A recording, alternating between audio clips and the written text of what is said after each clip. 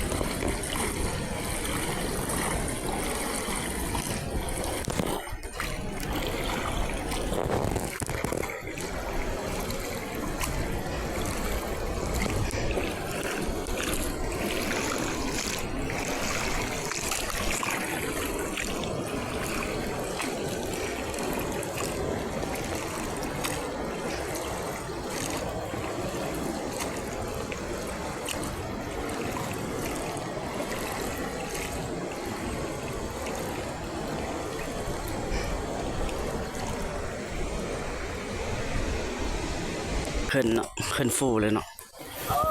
เบิ้งโอ้ขึ้นฟูโอ้ย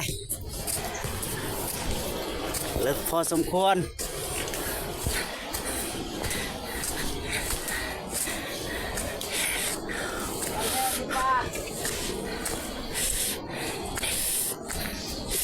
สิทึกหรือบ่ทึกกับไปเบิ้งเองแหละจังน้อยถ้าทึกให้ FC มาเบิ้งให้ทุกคนมาเบิ้งนี่เบิ้งขึ้นภูลงภู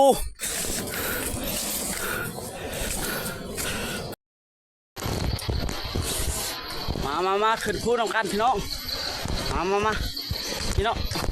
ขึ้นภูนำกันไปนี่เบิ้งกองห้องแท้นี่แหละเอิญกองห้องแท้มาขึ้นภูนำกันไปเลยมาเบิ้งพี่น้องเลยเขื่อนนกเฮ็ดอยู่บนดินเนาะเบิ้งหาชีมียังหาชีอยู่จูมึงเบิ้งนี่โอ้หูนกเนาะนกเฮ็ดเฮือนนี่แหละโอ้โหของมันเฮ็ดไก่ถางโอ้มันบ่อยู่เนาะนกจักนกประเภทใดเนาะนี่มันมักเกิดลูกอยู่ในดินเนาะเพราะมันเฮ็ดเฮือนอยู่ในดินมันเจาะหูเบิ่งนี่มันเจาะใหม่ๆมื้อละนิดมื้อละน้อยเนาะบางทีก็มันนอนอยู่กลางคืนเนาะกลางเว้นก็มันหากินกลางคืนก็มันนอนเนาะนี่แหละคือเนาะหูนกเนาะหูนกที่เฮ็ดเฮือนอยู่ในดินเนาะ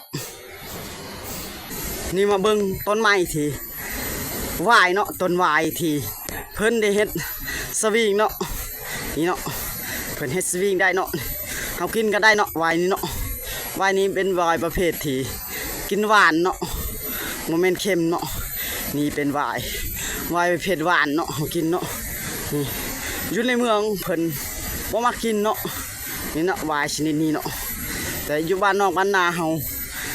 กินได้เนาะกินกระแซบคือกันเนาะใส่กับหนูกับอาหารที่ของป่าเนาะของป่าของดงนี่ก็คือกันเนาะกินได้เนาะนี่เนาะนี่เมืองคือวายนี่แหละนี่เขากินกระแซบเนาะอยู่ในเมืองบางคนเนี่ยเขามักกินของแบบแซ่บๆแบบนี้เนาะแบบเค็มๆเนาะหวานๆเนาะไปกันเลยเนาะโอ้ยเจ็บเนาะโอ้ยลมโอ้ถือว่าเทนนี่มั้งบางคนน้ำห้วยโอ้ผมจำบ่ได้เนาะโดนบ่ได้ไฟเนาะโอ้ยนี่โอ้เป็นเล็กโอ้ได้แล้ว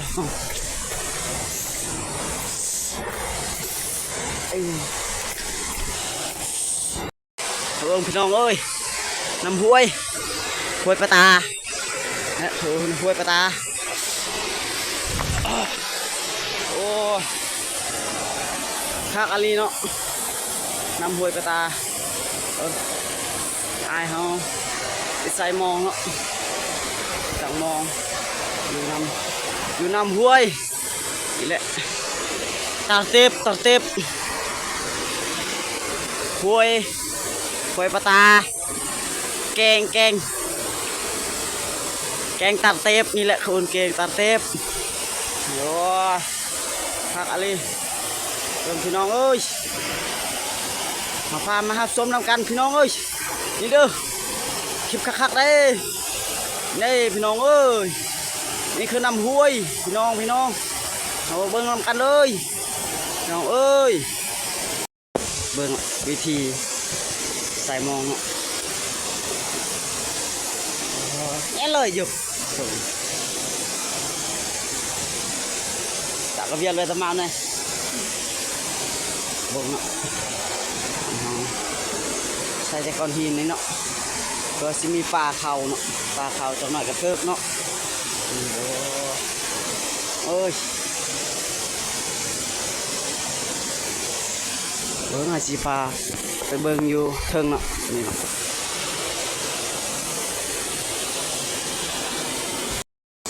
เวลาเราใส่เหมือนบ่มีปลาเนาะจังหน่อยก็ไปเบิ้งเลยเนาะไปเบิ้งมันเทิงอีเนาะนี่เนาะแถวนี้เนาะคือน้ำห้วยเนาะปลาแบบปลาบ่ละบ่ใหญ่บ่หลายแต่ก็พอกินเนาะโอ้ยนี่ก็ยังฮอดเถื่อนเนาะสิฮอด3 ชั่วโมงเนาะออกเฮือนก็ประมาณ7 โมงเนาะ6 โมงเดี๋ยวนี้ก็7 โมงครึ่งแล้วเพื่อสิฮอดแฮวนั่นก็ประมาณ9 โมงเนี่ย9 โมงไปปลายนี่แหละเบิ่งเลยสิไปเบิ่งเลยเนาะไปดูทางเนาะโอ้ยมันยากเลยเนาะไปเนาะโอ้ยมาเบิ่งพี่น้อยนี่ต่อเบิ่งนี่ต่อโอ้ต่อโอ้ยต่อพี่น้องเอ้ยนี่เด้อต่อพี่น้องเอ้ยนี่โอ้ยพี่น้องใจจุดใจไกลโอ้ยเป็นตะยานเลยโอ้ว้าพี่น้องเอ้ยพอเบิ่งนี่เห็ดชนิดได้นี่เห็ดชนิดนี้กินบ่ได้เนาะเพราะมีแมลงวันกินเนาะนี่เนาะโอ้ยถ้าเห็ดกินได้กะแมลงวันคือสิกินลายเนาะนี่โมเห็นเนาะโอ้ยอันตรายเลยเห็ดชนิดนี้บางวันมันที่กินได้เนาะบางวันกินบ่ได้เนาะน้องโอ้ยโอ้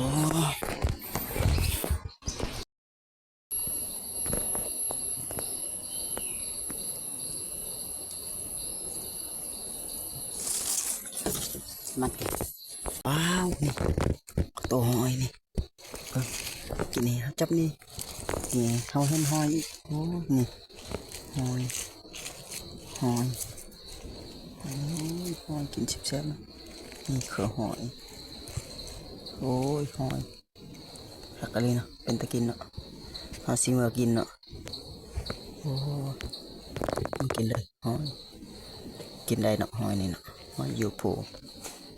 อยู่ดงว้าวพี่น้อยนี่บ่บึ้งนี่ตักมินเห็ดอีหยังเนาะมาที่จะกินได้เนาะนี่มีแมลงมีแมงมีกินเนาะนี่เนาะเห็ดนี้เนาะโอ้กินได้เนาะกินได้น้อยเด็ดพี่น้อยโอ้โห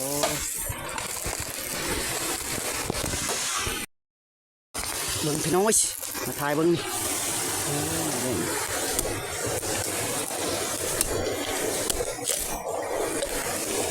โอ้ยกินยังน้อยๆเนาะนี่เบิ่งนั่งเก็บฮะโอ้เห็นน้องเบิ้งโอ้กินเลย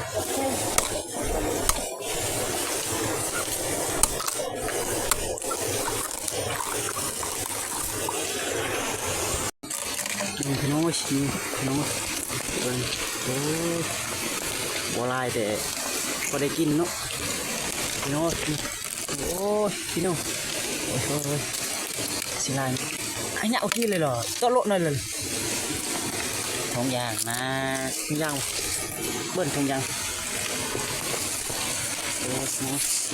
เบิ้งนี่ก็ยางเนาะนี่โอ้ยบักลายเลยตัวลายเลยนี่โอ้ยลายลีเนาะซ้ำอยู่จนไม้ไผ่ใหญ่เนาะโอ้ยพี่น้องโอ้ตัวนี้ใหญ่นี่โอ้ย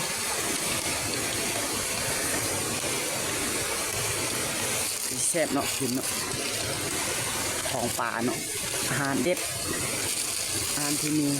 คุณประโยชน์ต่อร่างกายเขาเนาะ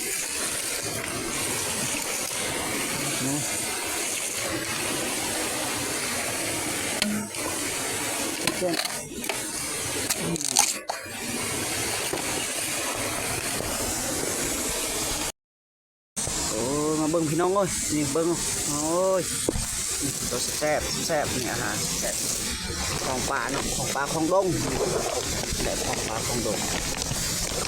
แซ่บอ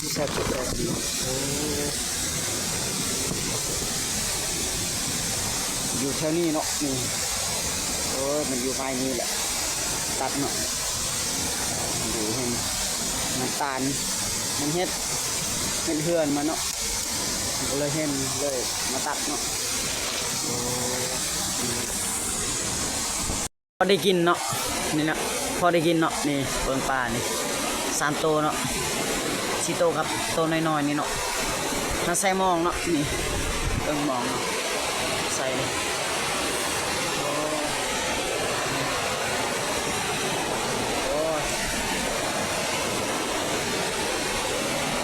ปลาน้ำห้วยเนาะนี่แหละปลาน้ำห้วยมาน้องทุกคนนี่มากินอาหารแซ่บๆของป่าของดงเนาะกินเนาะโอ้ยมาอ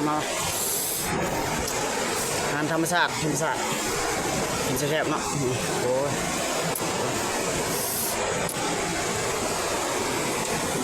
ปลายังต้องโตคุณโอ้ยละลายเลยหนึ่งยังเนาะโอ้ยละลายเลยโอ้ยน้อย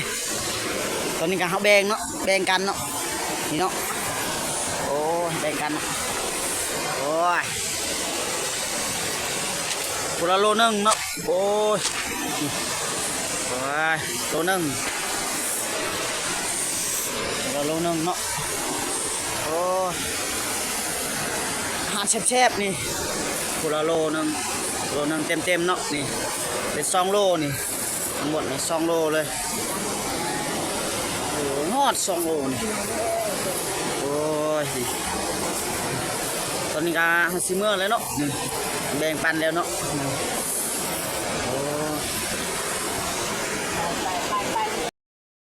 พี่น้องนี่เอาลงเองเนาะนี่นะก่อนสิฮอดเทือนฮอดบ้านก็ต้องข้ามน้ำเซละนองก่อนเนาะโอ้เนาะคือน้ำเซละนองนี่หาต้องข้ามเซละนองนี่ก่อนจึงว่าสิฮอดเทือนเนาะฮอดบ้านเนาะบ้านอยู่พุ่นเนาะบ้านเนาะโอ้บ้านอยู่ทางนั้นแหละบ้านโอ้ยนี่หาต้องย่างอ้อมพุ่นฮอดพุ่นเลยนี่พุ่นสิย่างพี่น้องเอ้ยนี่ได้ตรงนี้โอ้น้ำเซ่เนาะฝนกำลังสิตกเนาะเบิ่งโอ้มีเสียงเพิ่นเนาะแล้วเนาะเราต้องข้ามน้ำเซ่ก่อนเพื่อสิฮอดนั่นเนาะสิฮอดพังนั่นเนาะเราต้องพายแพก่อนเนาะเอ้ย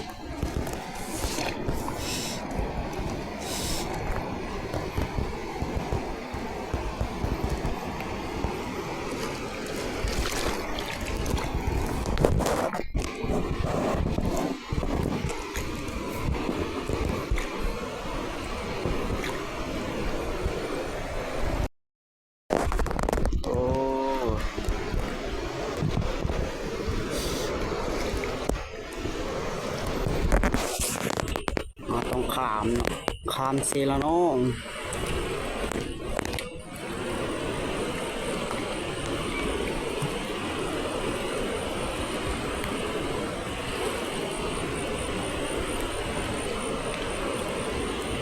น้อย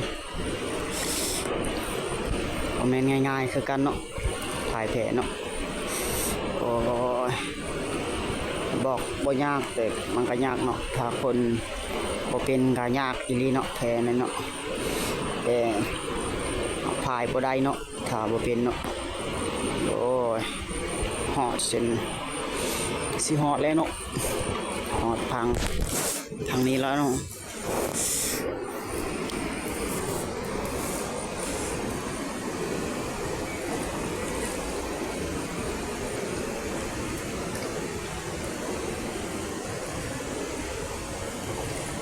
จึ๊บเบิ่งพี่น้องเอ้ยนี่เบิ่งโอ้โหนี่โอ้หาสิฮอดแล้วเนาะหาหนึ่งแล้วโอ้แซ่บแซ่บเด้อมาเด้อมาเด้อทุกคนนี่นี่ฮอดเขื่อนเลยเนาะนี่ทางเบิ่งเนาะให้ทุกคนมาเบิ่งเนาะสิมาเบิ่งเนาะมานี่ของแซ่บๆนี่โอ้โหสดๆฮ้อนๆโอ้โหนี่โอ้สดๆฮ้อนๆนี่ต้องสดๆฮ้อนๆนี่มาถ้าคลิปนี้มีประโยชน์อย่าลืมกดไลค์กดแชร์และกดติดตามทุกช่องทางที่ติดตามเฮาขอขอบใจ